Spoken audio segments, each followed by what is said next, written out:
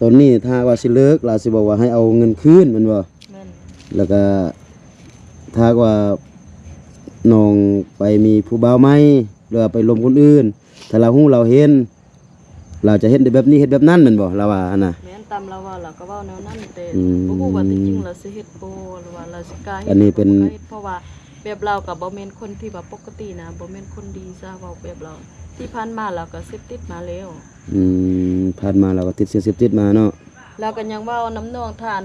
น้องนี่เลิกกับเราไปแล้วเราหั่นน่ะเราก็ยังบอกว่าเราสิบ่เป็นคนดีเราสิเฮ็ดแบบว่ารูปเลวว่าสิเราก็บอกคันได้กับน้องนี่อันนี้เราเฮ็ดแท้แล้วว่าบ่เฮ็ดก็บ่ฮู้แต่ว่านี่เราคู่ไว้ก่อนแล้วเนาะถ้าว่าน้องเลิกนำเราจะเฮ็ดแบบนี้เฮ็ดแบบนั้นให้น้องเนาะเห็นตามที่เราเว้าน้องบอกว่าถ้าเราให้เงินส่งเงินคืนแล้วก็น้องจะออกไปเฮ็ดเวียกมันบ่น้องก็ว่าคันน้องจะเอาเงินคืนให้เราแต่น้องว่าสิไปเฮ็ดเวียกมื้อนั้นน้องก็เอากระเป๋าอันหยังมาซักใบติดต่อแล้วเวียกหั่นน่ะมันได้บัดน้องบัวให้ว่าบ่ให้ไปตอนนั้นก็บ่ได้อยู่นำแม่เดี๋ยวนี้ไม่เฮามีเงินแล้วแม่คือไปบัวก็บ่นอนพี่ก็บ่นอนน้องก็เลยบ่ได้ไป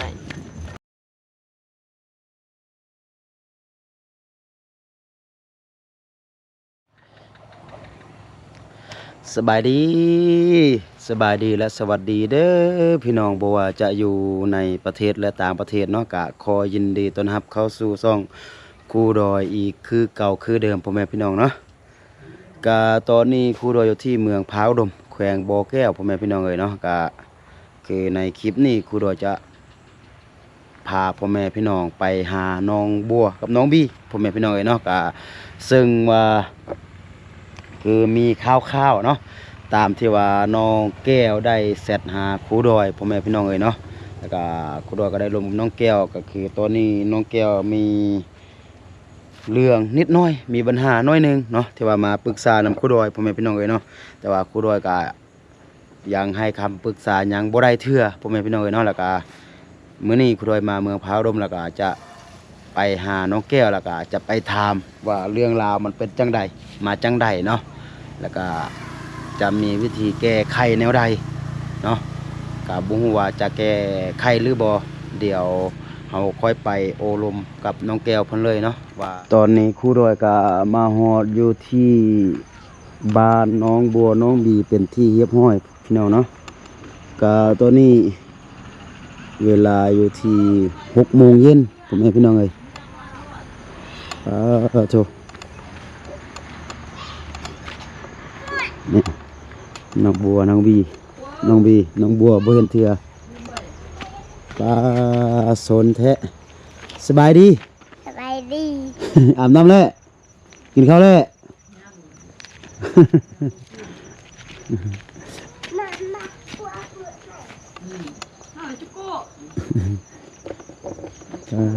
เห็นยังจุดขี้เยื่อไปยังมามื้อนี้ไปปลูกทั่วจีนปลูกทั่วบัวดูเอื่อยดูอาบน้ำมื้อนี้ก็ไปโรงเรียนไปตัวที่ขาดบ่ขาดโรงเรียนมื้อนั้นเห็นขาดอยู่นะมื้อนั้นน่ะแม่นบ่ เอาลงเสื้อเอาลง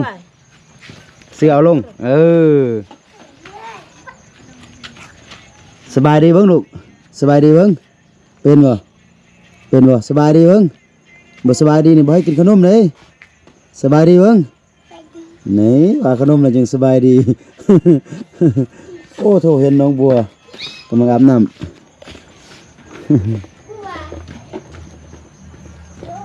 แดงยังกินตอนแรงปลูกถั่วมันยังถั่วเหลืองอะไรเป็นวันหนึ่งเท่าไหร่150,000โอ้ยอยู่พี่ถือเลยเนาะอยู่นี่ถือบ่คืออยู่พุ่นมือ200,000อยู่บ้านอายพุ่นมือ200,000ถือแต่ยังมาถั่วเหลืองบ่มีแล้วอยู่พี่มีเขาเก็บโลเท่าไหร่โล 1,500 1,700อยู่บ้านอายพุ่นโล 2,000บ่มีไผไปสูงแล้วโล 3,500น้องก็ไปอยู่บ่ปีบ่ให้ไปมันให้ก็เลยบ่ไปว่า ไป เดี๋ยวนี้แถวนี้ก็มีอยู่ที่เวียกจาง บ่มันมีแต่ยังมันไล่ก็2มื้อไปก็พากอยู่เป็น10มื้อพุ่น10ปลายมื้อก็มีถึง2มื้อก็หมด มีดามมือสองมือ บ่ เพราะว่าอยู่เมืองเฮาคนทารับจ้างหลายเนาะอยู่แถวต้นเพิงพุ่นโอ้คนเมืองพาความหลายอยู่พุ่นน่ะไปกินไปนอนอยู่พุ่นเลย สบาย ไปนอนอยู่เทียงให้เทียงนาอยู่พุ่นเลยนุ่งเครื่องไว้ ยังทาแม่ไปนุ่งให้ เฮ็ดรสชาติเนี่ยหมดกู ไปไว้นุ่งเครื่องไว้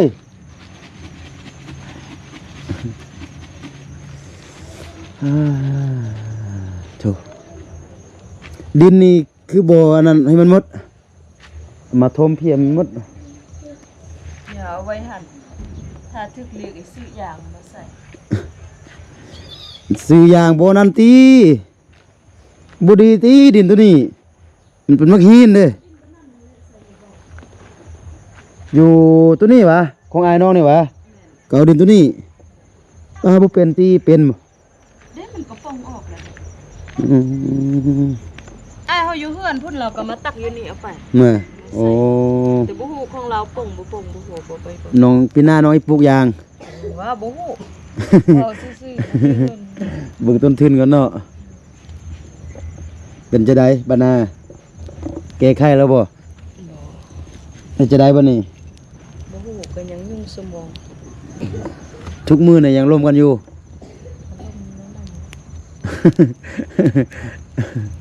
แล้วเฮ็ดจะได้น้องจะเฮ็ดจะได้ต่อบัดนี้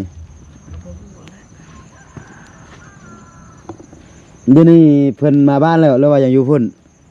พุ่นเราบ่ได้มาบ้าน อืมตอนนั้นน้องกับลาวรวมกันนี่ลาวอยู่นี่ เราก็บ่ได้อยู่นี่ ลาวก็บ่ได้อยู่นี่จวบกันอยู่อันโทรศัพท์ได้อืม กันโทรศัพท์กันลงไป แต่ตั้งแต่ตอนอันน้องไปอยู่ต้นเพิ่งพุ่นบ่ บ่เฮาลมกันดนแล้วได้ปี2ปีพุ่นน้องจึงไปอยู่ต้นเพิ่ง อืมแสดงว่าแต่กี้ลาวก็อยู่นี่แม่นบ่ลาวก็มาแอวหาน้องอยู่นี่เนาะตอนนั้นตอนน้องบ่มีเฮือนนั่นเถอะเนาะ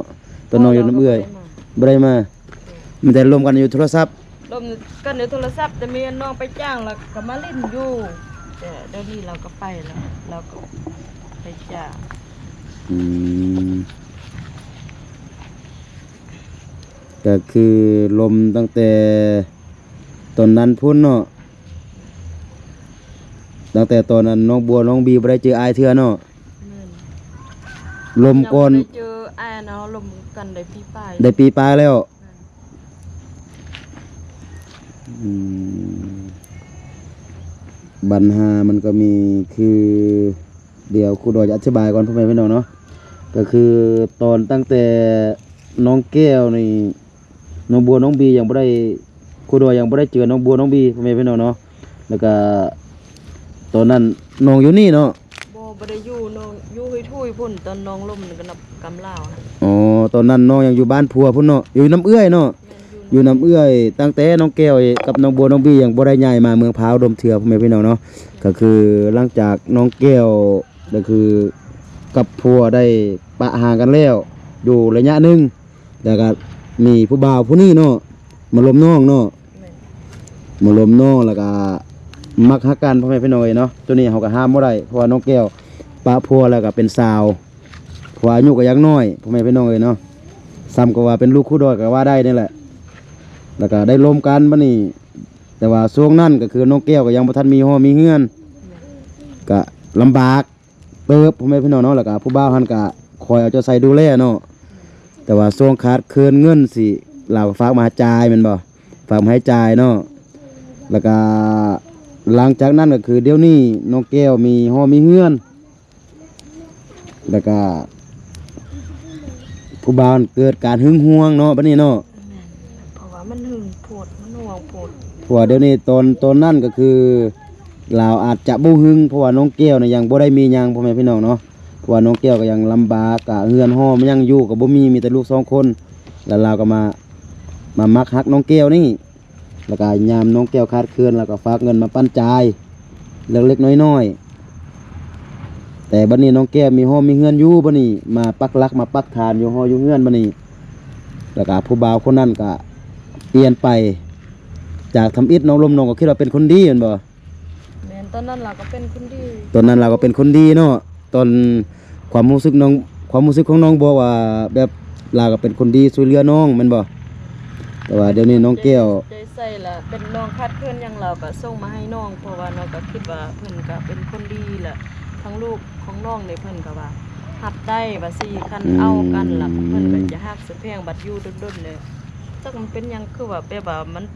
นคือว่าห่วงเขาโพดนี่นะไปนี่ไปนั่นคือว่าเว้าแนวนี้เว้าแนวนั้นว่าเขาไปกินเหล้ากินเบียร์ยันว่าแบบว่าเขาสิมี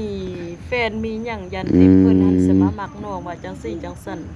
แต่น้องบัดบ่มักคนหึงคนห่วงนะแบบเรื่องกินเรื่องม่วนเฮาก็กินก็ม่วนนำเพิ่นแล้วเฮาก็มาเฮือนมาซ่านเฮาก็ฮู้จักมาเฮือนมาซ่านนี่นะแต่เพิ่นหันบ่คิดแนวนั้น ก็ตอนนี้เพิ่นก็เกิดการหึงหวงเพราะว่าแต่เกี้ยนเพิ่นก็คิดว่าน้องหั่นแบบก็ขาดเคินก็บ่มีแต่ลูกก็คิดว่าจะบ่มีคนมักเพิ่นก็มามักเนาะแต่ว่าเดี๋ยวนี้น้องก็มีห้อมีเฮือน มีดินมีดอนนั่นน่ะแล้วก็เพิ่นก็เกิดการหุงเฮืองเกิดการเกิดการห่วงเดี๋ยวนี้ก็ผิดกันตลอดแม่นบ่ แม่น้องก็ว่าถ้าเฮาล้มกันบ่แบบว่าล้มกันมันบ่เข้าใจกันกับว่าเฮาเลิกกันจ้าแต่เราก็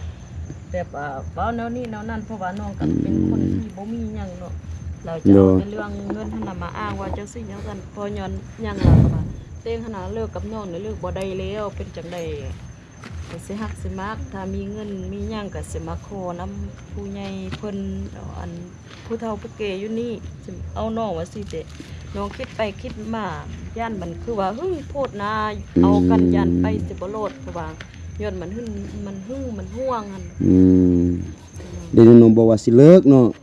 เพราะว่านิสัยใจคอแบบลมกันหัวที่ก็บ่ได้ฮู้นิสัยใจคอแต่ว่าเดี๋ยวนี้อยู่โดนไปโดนมาแล้วก็ผู้บ่าวแล้วก็เปลี่ยนนิสัยเนาะ เพราะว่าเพิ่นแสดงนิสัยเพิ่นออกเร็วแต่ว่าน้องก็บอกว่าน้องเป็นคนใจร้อนคันน้องเว้าคำใดมันจะเป็นคำนั้นถ้าน้องบอกว่าไปก็ไปเพราะว่าเลิกก็เลิกเพราะว่าน้องไงเพราะว่าตอนนี้น้องก็ล้มไปจังซั่นเพราะว่าบ่เต็มใจแล้วบ่เต็มเพราะว่าความรักมันเคยมีมันก็จางไปทีละน้อยเพราะว่าน้อง เดี๋ยวน้องบอกว่าสิเลิกแล้วก็บัดนี้สิเลิกแล้วก็ผู้บ่าว ก็งาน มันยังคันสิเลิกแล้วบัดนี้ผู้บ่าวบอกว่าให้น้องนี่ใช้เงินคืนนั่นบ่เดี๋ยวนี้ตามน้อง แม่น ลมน้ำอ้ายนี่ ใส่เงินขึ้นคันเลิกกับตัวเองหันหน้าไปถ้าน้องเนี่ยเอาคนใหม่นี่เจอละแบบว่าตัวเองเสียใจเนาะเพิ่นมาสิแบบว่าเอากับชีวิตเลยน้องก็ว่าก็ตามใจน้องก็ว่าเอาในเจ้ามาหึงมาห่วงแล้วก็ว่าเอาคันเรื่องห่วงนี่ตัวเองก็ห่วงเนาะเพราะว่าตัวเองมักว่าสิตัวเองฮักคนที่เฮาฮักแล้วสิบ่ให้ห่วงล่ะสิแนวใดแต่เพราะว่ามันคือว่าห่วงโพดนะน้องก็ บ่มักคนว่า ตามน้องลมน้ำอ้ายมื้อนั้นก็คือตอนนี้ถ้าว่าสิเลิกลาสิบอกว่าให้เอาเงินคืนแม่นบ่ แม่น แล้วก็ถ้าว่าน้องไปมีผู้บ่าวใหม่หรือว่าไปลมคนอื่นถ้าเราฮู้เราเห็นเราจะเฮ็ดแบบนี้เฮ็ดแบบนั้นแม่นบ่เราว่าหั่นน่ะ แม่นตามเราว่าเราก็เว้าแนวนั้นแต่ อืม บ่ฮู้ว่าจริงๆเราสิเฮ็ดบ่หรือว่าเราสิกล้าเฮ็ด อันนี้เป็น บ่กล้าฮ็ดเพราะว่าแบบเราก็บ่แม่นคนที่ว่าปกตินะบ่แม่นคนดีซะเว้าแบบเราที่ผ่านมาเราก็เสพติดมาแล้ว ผ่านมาเราก็ติดเสพติดมาเนาะ เราก็ยังเว้าน้ำน้องท่านน้องนี่เลิกกับเราไปแล้วเราหั่นน่ะเราก็ยังบอกว่าเราสิบ่เป็นคนดี เราสิเฮ็ดแบบว่าลุบเลวว่าสิเราก็บอกคันได้กับน้องนี่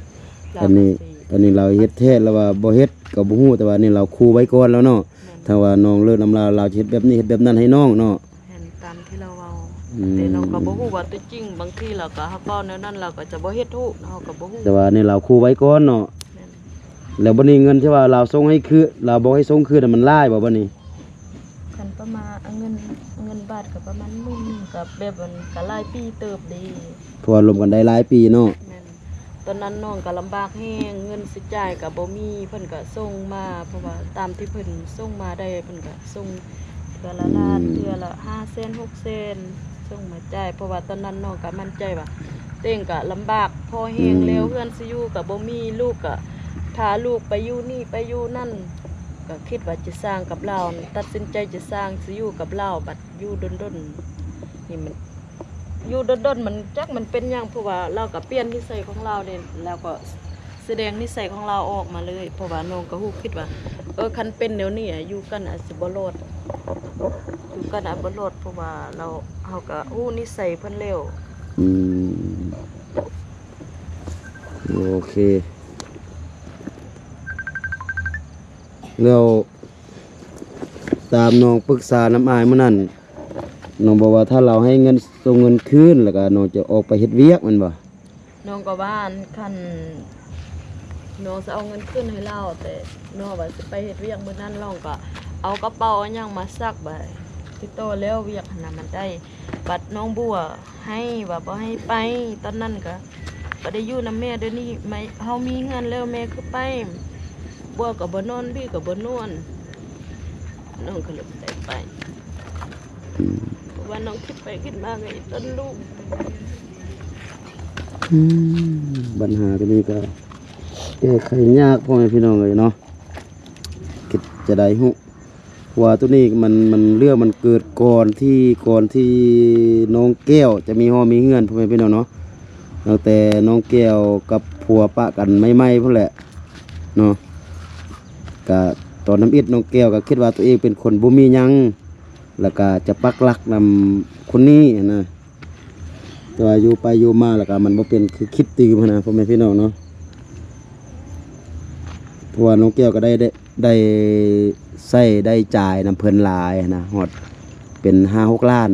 กีบนะแล้วบัดนี้เพิ่นบอกว่าให้น้องฮู้ว่ามีผู้ใหญ่ใจบุญเพิ่นสิเฮ็ดเฮือนให้น้องก็สิบ่ล่มตอนนั้นเพราะว่าน้องก็ลำบากแฮงอยู่นำเอ้ยก็บ่มักบัดพวกเอ้ยบัดมาตีน้องอีกน้องก็บ่ฮู้เฮ็ดจังได๋น้องก็เลยตัดสินใจว่าจะอยู่แบบว่าร่วมกันไปคันว่าอยู่กันได้ก็สิอยู่น้องก็คิดแบบนั้นน้องก็บ่ฮู้คันน้องฮู้ว่าผู้ใหญ่ใจบุญเพิ่นสิมาเฮ็ดเฮือนให้อยู่น้องก็บ่ล่มตอนนี้น้องก็ตัดสินใจยากทุกมื้อน้องก็อยากทุกข์ใจไปจ้างไปได้อยู่ลูกบ่มีไปเบิ่งก็อีต้นลูก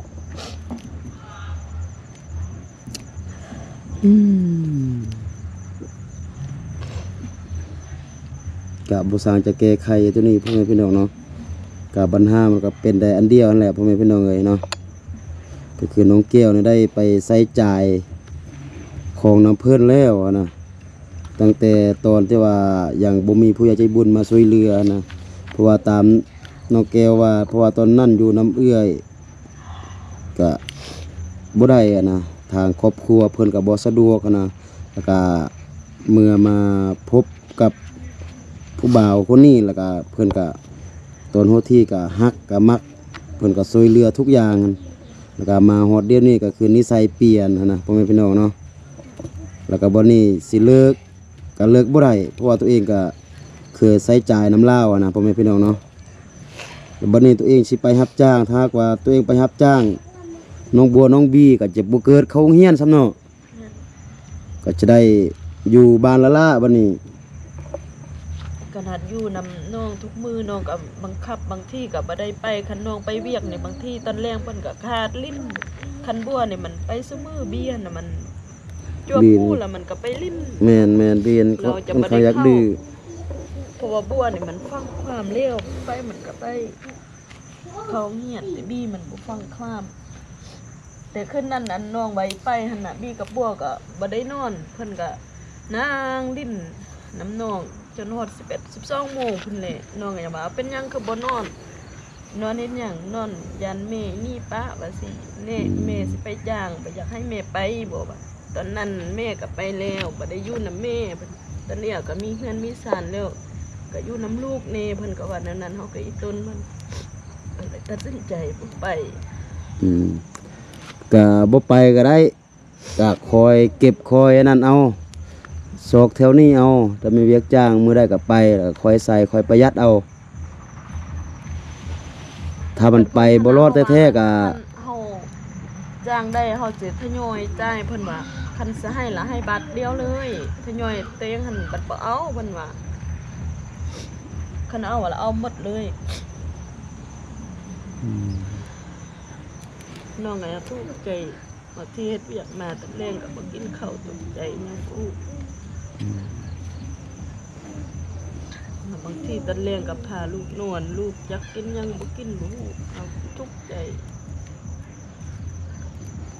ตื่นแต่เช้าก็ไปแต่6:00 น ตัวนี้แก้ไขยากพ่อแม่พี่น้องเนาะครูดอก็สุดใจแหละตัวนี้นะ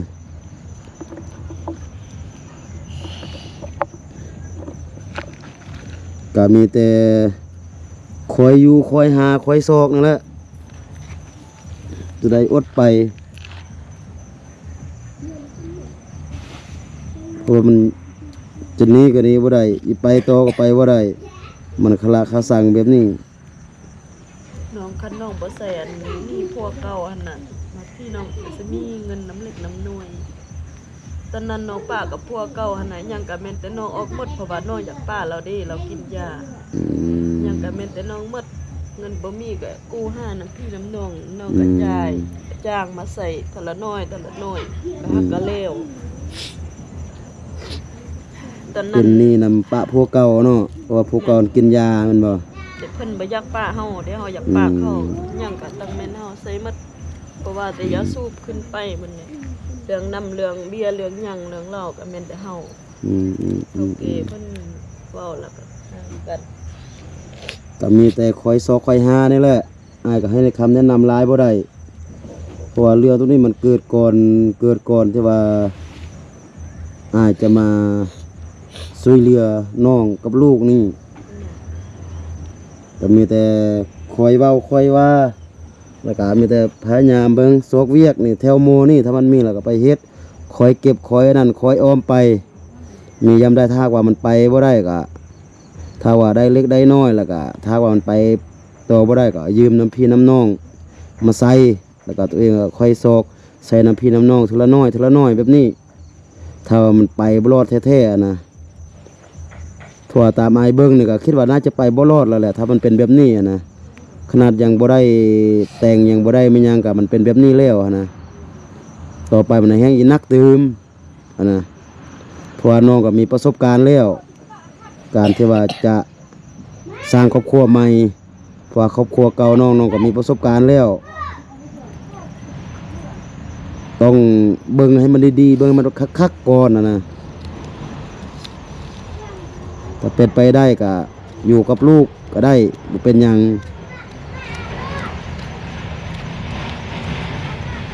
นี่น้องก็มี2 คนแล้วมียิง1ชาย1แล้วอยู่กับลูกเลี้ยงลูกใหญ่เพราะว่าตัวนี้มันก็เกิดขึ้นก่อนแต่ว่าถ้าว่าน้องแก้ไขเรื่องตัวนี้ได้แล้วก็ต่อหน้าก็บ่อยากให้น้องลมไผเป็นจริงเป็นจังนะปักหลักแบบนี้นะเพราะว่าตอนนั้นอ้ายก็เข้าใจอยู่เพราะว่าน้องลมเป็นจริงเป็นจังน้องก็คิดว่าเขาจะเป็นที่พึ่งให้ตนเองนะแต่ว่าตอนนี้น้องก็ ทางญาติพี่น้องของน้องเนี่ยบ่มีใครช่วยเหลือเด้เขาบ่ได้ทำ แม่นอ้ายก็เข้าใจอยู่ช่วงนั้นนะเพราะว่าน้องก็บ่มีภัยลาวเข้ามาปุ๊บก็เป็นที่พึ่งให้น้องแต่ว่ามาต่อไปมันก็เป็นแบบนี้นะ วันกูคุณบอกเป็นลูกเองคุณบ ก็ อก มีแต่จะนั่นนั่นแหละเด้เนอะมีแต่คอยคิดคอยนั่นคอยล้มคอยซอกคอยนั่นถ้ามันไปบ่รอดแท้ๆก็น้องก็ไปซอกขับจ้างแถวนี้ก็บนไกลก็บ่ไปนี่แหละถ้าไปก็น้องบัวน้องบี้ก็สิอยู่น้ำไผสิหาแต่งครบแต่งกินให้กินจะไปเคลียร์ขยะตื้มมันน่ะ ไม่หอยตาย เดี๋ยวเอาขนมให้น้องบัวน้องบี้ก่อนแม่พี่น้องเนาะก็ปัญหามันก็เป็นแบบนี้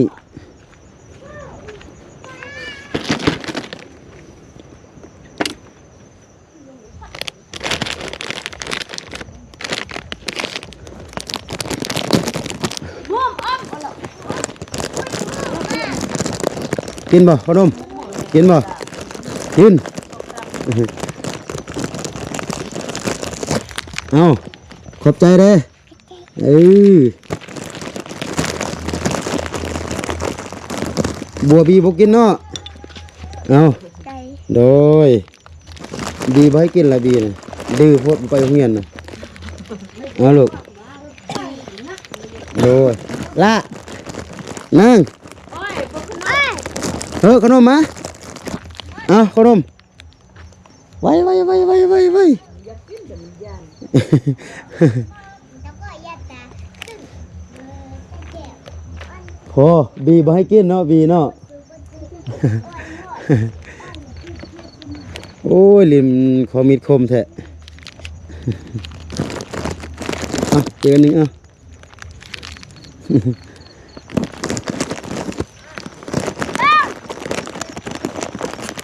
เอา เพิ่ม ครัวนี่ยง เพิ่มให้อีกอันหนึ่ง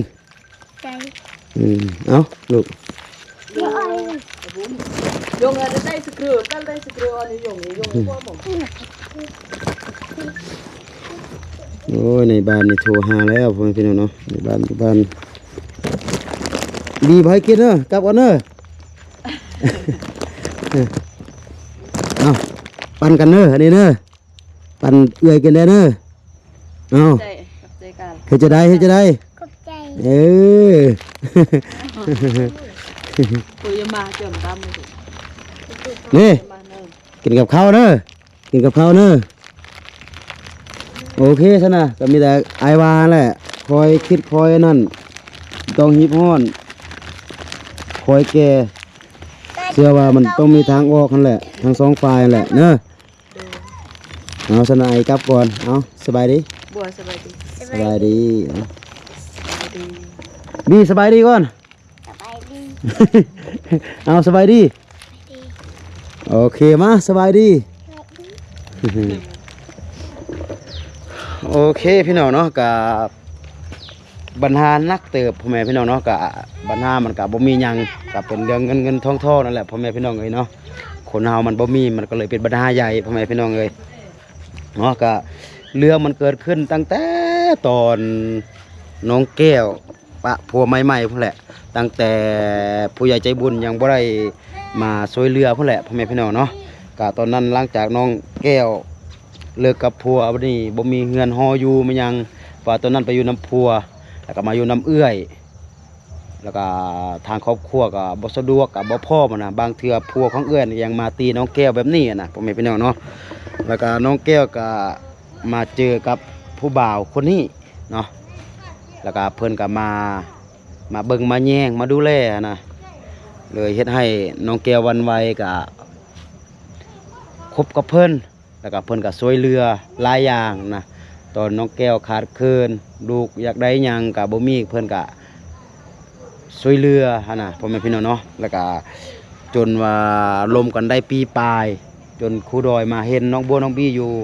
ขี้เยื่อหั่นแหละอยู่กองขยะหั่นแหละเนาะแล้วก็มีผู้ใหญ่ใจบุญก็มาช่วยเหลือแล้วก็หลังจากได้รับการช่วยเหลือมีห้อมีเฮือนมีดินเป็นของตนเองบัดนี้เนาะแล้วก็ผู้บ่าวก็เปลี่ยนไปเพราะว่าลมกันได้อยู่ปีปลายเดี๋ยวนี้ก็น่าจะเป็น2 ปีปลาย3 ปีแล้วแหละพ่อแม่พี่น้องเนาะผู้บ่าวมันก็คอยเผยทัดแท้ของตัวเองออกมาเนาะเดี๋ยวนี้ก็ผิดกันเที่ยงกันทุกมื้อหั่นน่ะมีการหึงการห่วงก็ตอนพิดลมกันใหม่ๆก็มักฮักบ่เป็นหยังเฮ็ดหยังก็ว่าดีหมดเดี๋ยวนี้เฮ็ดหยังก็ว่าผิดหมดหั่นน่ะพ่อแม่พี่น้องเนาะแล้วก็น้องแก้วก็ว่าสิเลิกสิบ่ลมแล้วหั่นน่ะเดี๋ยวนี้ก็ตัวเองก็มันยังก็มีแล้วหั่นน่ะถ้าหากว่าผู้บ่าวดีตัวเองก็อาจจะลมต่อเพราะว่าตัวเองก็บ่ลืมบุญคุณของผู้บ่าวนะแต่ว่าผู้บ่าวเพิ่นว่ามาเฮ็ดนิสัยมาเผยทัดแท้ตัวเองออกมาบัดนี้ตัวเองก็อยากเลิกเพราะว่าบ่มั่นใจบ่อยากจะฝากชีวิตกับคนผิดอีกแล้วเพราะว่าตัวเองก็มีประสบการณ์ทางด้านนี้อะนะแล้วบัดนี้สิเลิกผู้บ่าวก็บอกว่าถ้าหากสิเลิกก็เงินทุกกีบทุกบาทที่ว่าตัวเองเคยช่วยเหลือให้น้องแก้วเนี่ยส่งคืนมาให้หมดพ่อแม่พี่น้องเนาะแล้วก็บัดนี้น้องแก้วก็บ่มีเนาะที่ว่าจะส่งคืนเพิ่นหั่นน่ะน้องแก้วก็ว่าสิไปจ้างน้องบัวน้องบี้ก็บ่ให้ไปให้ถ้าว่าไป